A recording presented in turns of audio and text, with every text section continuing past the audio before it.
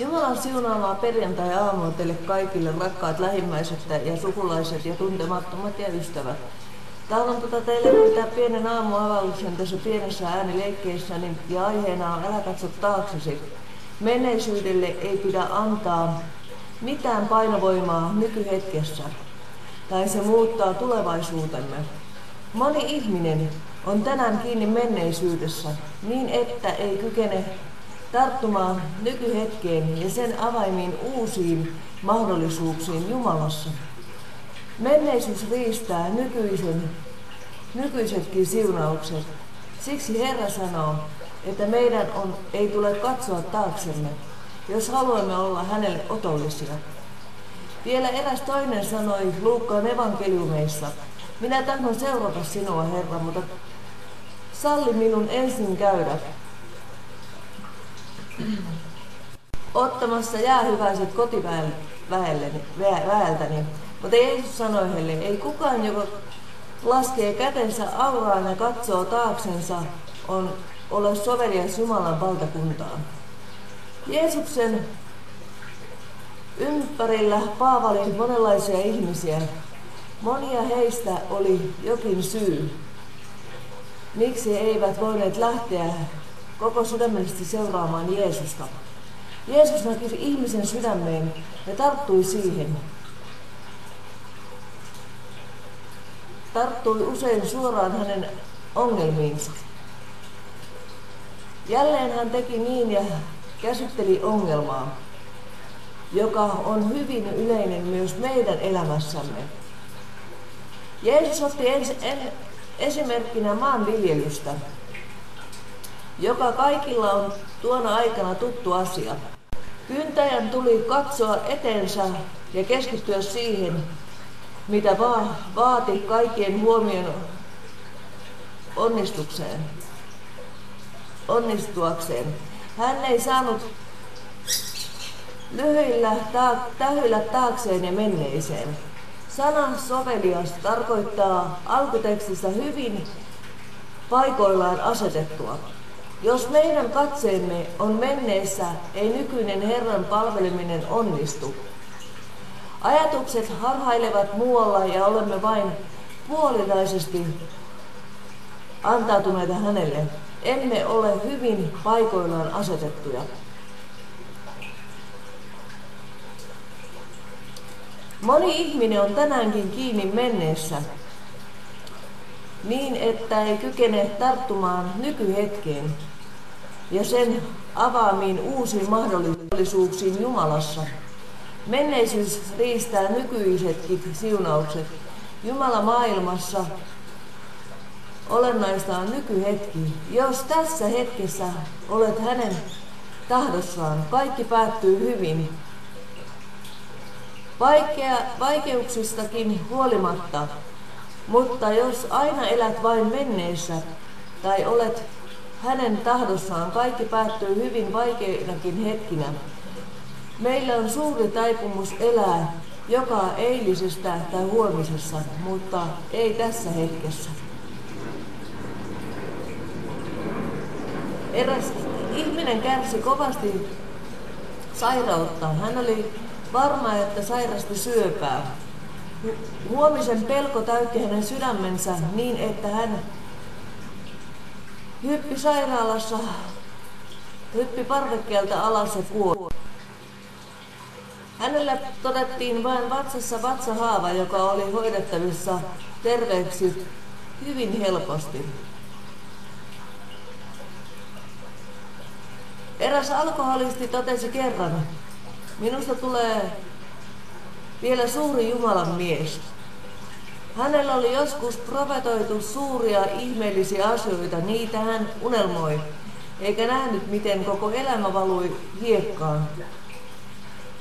Siinä toutui sekä nykyisyys että tulevaisuuden mahdollisuudet. Perkeleen suuri eksitys on hyvin yksinkertainen. Se huomisen harha. Joskus perkele pelottelee huomisella. Joskus luo vain väärää toivoa.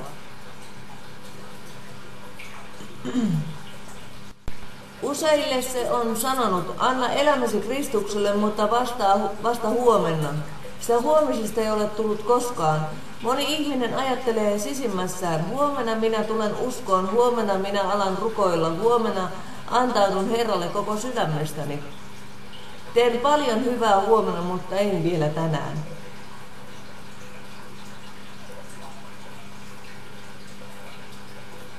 Olen ehkä jo lukenut lähetyssaarnaajasta, joka tapasi nuoren uskovan Euroopassa. Nuori mies kertoi afrikkalaiselle saarnamiehelle, että hänkin tulee joskus tekemään lähetystyötä Afrikassa. Silloin saarnaaja kysyi, mitä sinä teet täällä kotimaassasi tänään? Nuori mies vastasi, enpä juuri mitään. Älä sitten lähde tekemään sitä Afrikkaankaan.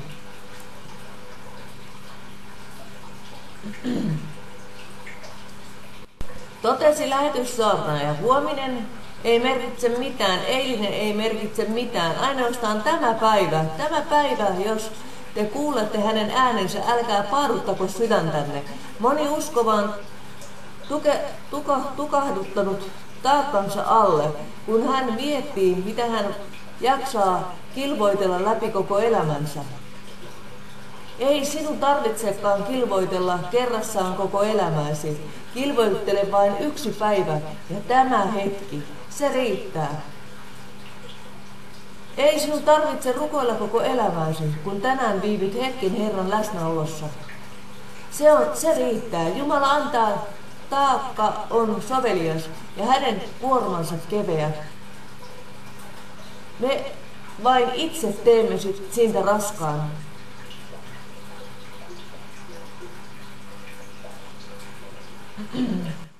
Menneisyyden harha. On tärkeää, että teet itsellesi selväksi menneisyyden ei ratkaise tulevaisuuttasi. Menneisyyden merkitys romahti Golgatalla. Menneisyys otettiin meidän harteiltamme pois. Tilalle tuli Jumalan pojan omistama toivo.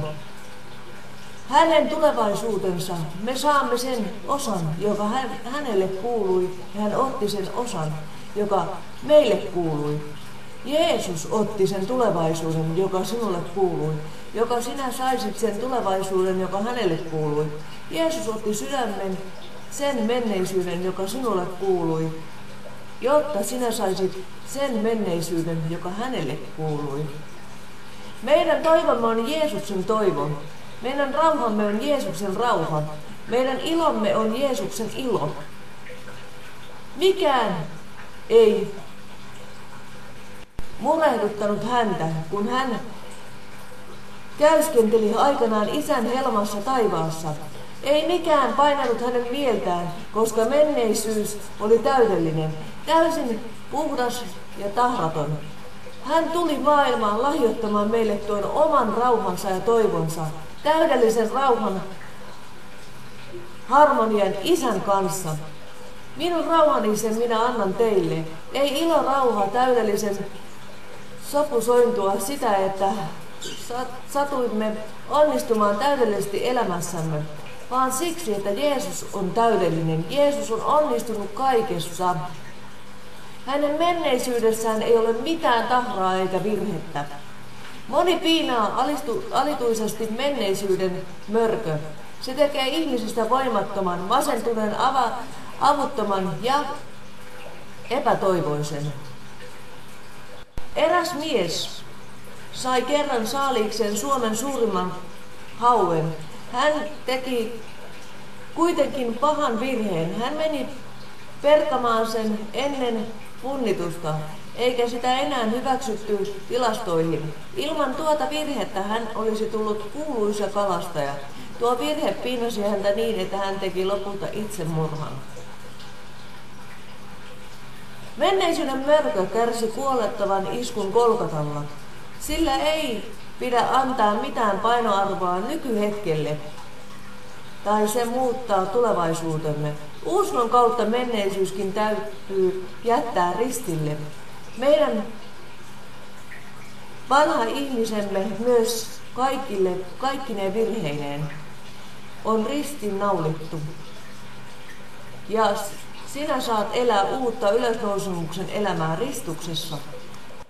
Meidän täytyy kuolla myös omalle menneisyydellemme ja virheillemme. Menneet virheet, synnit tai muut epäonnistumiset voivat murehduttaa ihmisen niin, että hän on kyvytön astumaan uskossa siihen uuteen, mitä Jumala tarjoaa. Mitä tahansa onkin elämässäsi takanapäin, yksi Raamatun vahva periaate on: Jumalan palvelija ei saa katsoa taakseen. Moni pohtii vuosikausia, miksi en silloin kerran toiminut toisin. Nyt kaikki olisi hyvin, miksi en silloin mennyt naimisiin, ostanut asuntoa ja tehnyt sitä ja tätä. On tärkeää ymmärtää, että jokainen ihminen tekee virheitä. Se on osa ihmisyyttä. Tyhmä ei ole se, joka tekee virheitä, vaan se, joka ei opi niistä mitään ja jääkin niihin loppuelämäkseen kiinni. Elämän epäonnistumisen koulu. Jumala käyttää onnistumuksen koulua monessa meidän kasvattaakseen meitä. Mooses epäonnistui kerran ja joutui 40 vuodeksi erämaahan. Nuo vuodet olivat osa Jumalan koulua. Vasta 40 vuoden jälkeen Jumala saattoi sanoa hänestä, että Mooses on nöyrin mies koko maan päällä. Nöyryyttä ei opita yliopistoissa. Sitä opitaan vain Jumalan koulussa. Niissä kouluissa Mooses kypsyi tehtävänsä mittaiseksi mieheksi.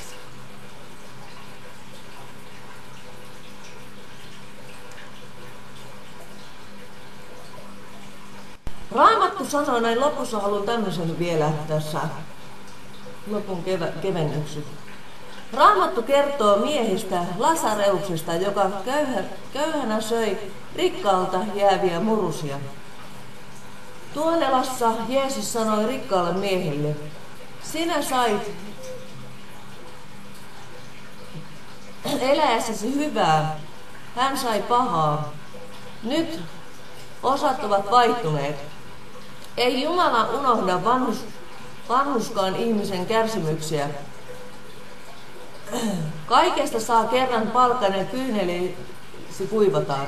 Raamattu sanoo: älä vihastu pahan tähden, älä kadehdi väärintekijöitä, sillä niin kuin heinä heidät pian niitetään pois. Ja he laskeutuvat niin kuin vihantaruoho. Älä sure, vaikka jumalattomat menehtyvät. Syntiselle menneisyyden takia on hirvittävä. Sitä ei kannata koskaan kadehtia. Jos mekin palaamme syntiin ja luovumme elävästä Jumalasta, me olemme jälleen menneisyytemme vankeja. Raamattu sanoo synnissä eläville, että teidän syntinne seuraavat teitä. Menneisyyden voi unohtaa vain Kristuksen ristin juurella. Se on ainoa palkka, missä menneisyydestä voi vapautua. Siksi pysykäämme Kristuksessa, sillä vain hänessä me saamme olla vapaat kaikesta menneestä ja katsoa iloisesti tulevaisuuteen. Jumala, toivottavasti pidit äänileikkeestäni ja Jumala saakoin oikein tässä armon perjantai-aamussa koskettaa sinua jumalallisella voimalla ja antaa sinulle sen tulevaisuuden toivon, ja se toivo lähtee Jumalasta. Jumala haluaa olla sinun Herrasi, koska Jumala haluaa kaikki maailman ihmiset omakseen. Jumala saakoon siunata tässä armon alkaneessa viikon lopussa sinua.